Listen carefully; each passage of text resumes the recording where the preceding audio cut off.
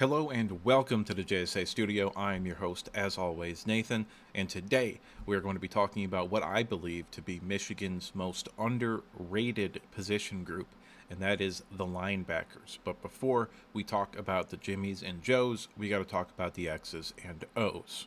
We discussed the Sam position in the defensive line video just because I felt like that made a bit more sense to talk about it there than with the linebackers. So the two positions that we're going to be talking about today are the Mike linebacker and the Will linebacker.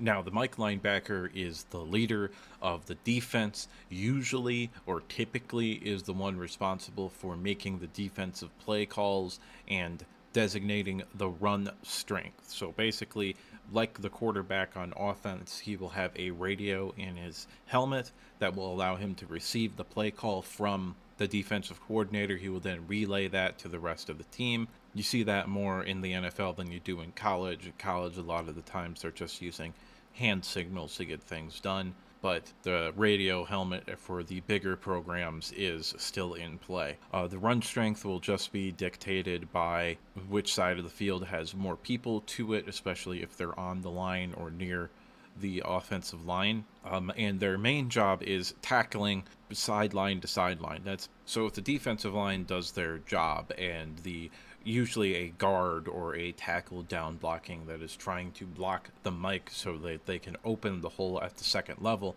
can't get there because they're being held up by the defensive line, then the mic will go and make the tackle. Sometimes that might entail chasing down a running back all the way on the outside of the hashes at the college level, or between the tackles in what is referred to as the box.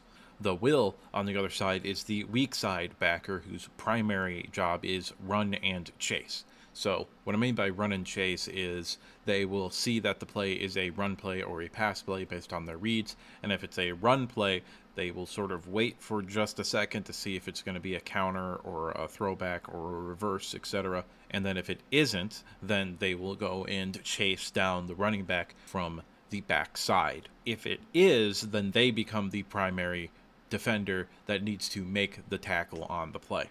To start the player breakdowns, we're going to talk about the Mike starter, Junior Colson. As far as his positives as a player go, he has great range. So he can make plays outside of the tackles. He can make them even to the sideline in the run game. And when he drops into coverage, he can move around very well and affect plays. He has good feel, in air quotes, for the position. Basically, that's just another way of saying that he has good instincts, which is another very vague sort of term. Basically, it means that he reads plays well, which is why the next thing says he's excellent at reading plays, and then just makes plays. I'm not actually really sure how those terms are defined, but was a common thing that I read several people say and heard a few people talk about as well. He lives in the backfield, meaning that he's always shooting gaps and making plays in the backfield, whether that's actually tackling the running back for a loss or just making him cut back to the trail defender or into the teeth of the defense and the defensive line. He's constantly making plays in the backfield. He has fantastic timing on his blitzes, and he's a better athlete than most at the position. Even when it comes to NFL draft talk, he is a plus athlete at the next level, I believe. He's got the frame and the build to be a linebacker for a very long time at the next level, and assuming he can get some of the negatives shaped out, he can be a decade-long starter at the next level. As far as his negatives or just areas where he needs to improve, he does struggle to get off blocks. He is a lighter sort of Mike linebacker, even by today's standards. He's probably about 230, 235. You'd like him to be around 240, 245, so that's not a whole lot of weight, but it can make a lot of difference when you're taking on 300 to 330 pound offensive guards. Sometimes he can get overly aggressive and whiff on counters or cutbacks that the running back makes, which can open holes. Now, Michigan's defensive line was very good in the run game, especially up the middle this past year, so you didn't really see it a whole lot unless you were looking for it on film. You saw it way more as a freshman linebacker. He struggles with a lot of the things that young linebackers struggle with, which is he needs to improve in zone coverage, and man to man is just not going to happen.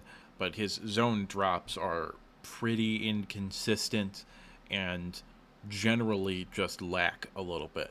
Traditionally, the Mike linebacker does what is referred to as a hook drop in zone coverage, which is basically I'm just going to move 5 yards back and chill there for a little bit, see if I can make a play over the middle. And he has the length and athleticism to potentially be really good in that role, maybe even in a cover two to be able to carry a wide receiver up the seam. But it's the recognition in the pass game isn't great for him right now, and that is something that he really needs to improve if he is going to rise to the level of linebacker that I believe he can be. The starting will linebacker will probably be Mike Barrett. One of the first things that you notice when you turn on the film with him is that his range is very, very good for the college level, especially in a run and chase role that he played, sort of that hybrid linebacker safety role that he played at Michigan. He's athletic enough to stay with running backs on routes as long as they're not running that little like cut back 90-degree angle route, because there isn't a linebacker in the history of football that can cover that consistently. But outside of that, he's pretty good at doing that. He has the speed to chase and run in pursuit. He reads the quarterback's eyes and reacts quickly when the ball is thrown in zone coverage. Now, he doesn't necessarily have the skills to be able to predict what is going on and getting some more interceptions, stuff like that. But he makes tackles quickly because he reacts very well. So the ball still gets completed, but he tackles them right away, and there isn't very much of an opportunity for yak.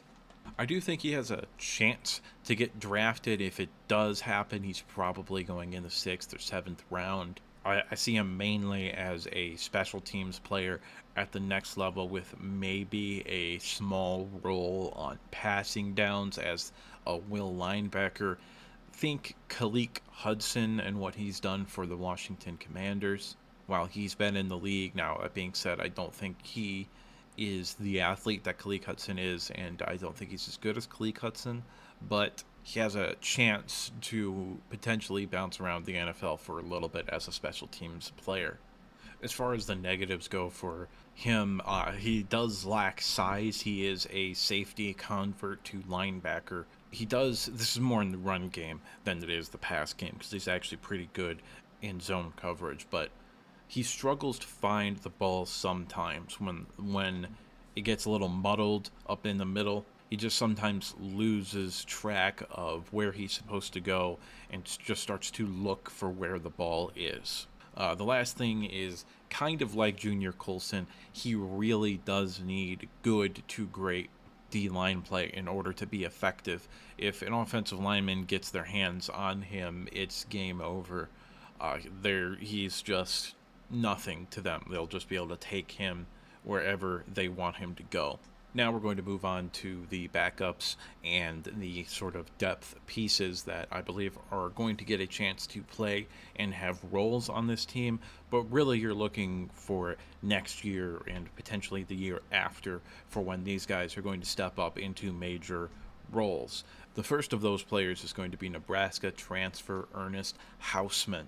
Now, Hausman is the best athlete that Michigan has at the linebacker position on their roster. I don't particularly believe it is close. This guy is very clearly a high-level athlete. Pretty much you can watch him do any play ever once, and you're like, oh yeah, this dude is an athlete. He has great play recognition in the run game for a young player. He's powerful and explosive. He can take on blocks. There is a lot to like about this player, but he is still sort of a ball of clay that you have to mold. It would not surprise me if by the end of the year he is the starting will linebacker with Junior Colson, and Mike Barrett is a situational and obvious passing downs substitute for him.